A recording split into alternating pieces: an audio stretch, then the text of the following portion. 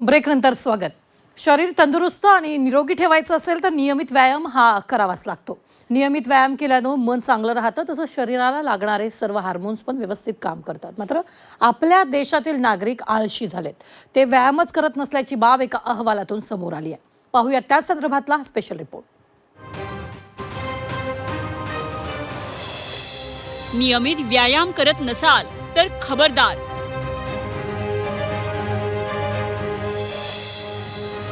व्यायाम करा, आरोग्याला सांभाळा।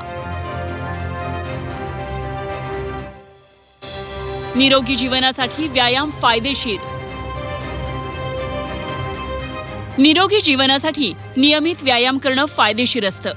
मात्र आपल्या देशात 100 पैकी केवळ 6 जण नियमित व्यायाम करत असल्याची धक्कादायक माहिती समोर आली आहे। परिणामी व्यक्तींमध्ये लठ्ठपणा वाढत चाललाय। यावर भारताचे मुख्य आर्थिक सल्लागार व्ही अनंथा नागेश्वरन यांनी चिंता व्यक्त केली आहे। देशात वाढणारा लठ्ठपणा उत्पादकतेसाठी मोठा धोका आहे। भारतातील 100 पैकी केवळ 6 लोक नियमित व्यायाम करतात। लठ्ठपणाची समस्या केवळ श्रीमंत वर्गापुरती मर्यादित नाही, ग्रामीण आणि शहरी भागांमध्ये तसंच पुरुष आणि महिलांमध्येही ही समस्या वाढत आहे।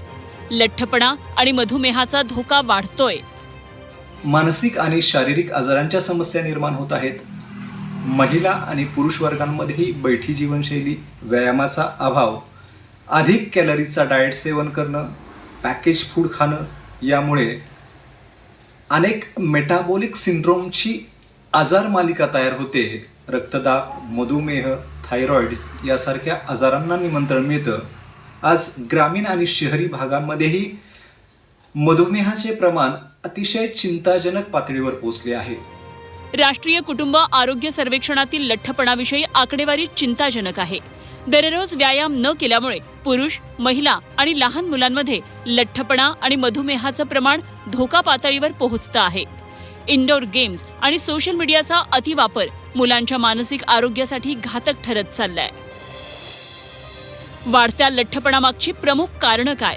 तर बैठी जीवनशैली, शारीरिक हालचालींचा अभाव, आरोग्यदायी जीवनशैलीला पूरक नसलेली शहरी रचना, रात्री उशिरा जेवणाची सवय, बदलती जीवनशैली।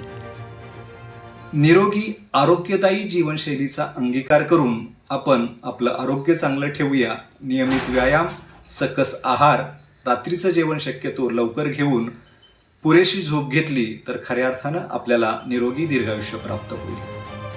नागरिकांनी आर्थिक प्रगतीबरोबरच आरोग्याकडेही तितकंच लक्ष दिलं पाहिजे। वाढता लठ्ठपणा, कमी होत चाललेली शारीरिक हालचाल आणि डिजिटल अवलंबित्व हे केवळ आरोग्याची नव्हे तर देशाच्या भविष्यातील आर्थिक प्रगतीचीही मोठी आव्हानं आहेत। लठ्ठपणा कमी केल्यानं शारीरिक आरोग्य सुधारतं, अनेक गंभीर समस्या कमी होऊ शकतात आणि आत्मविश्वासही वाढतो। ब्युरो रिपोर्ट, झी 24 तास।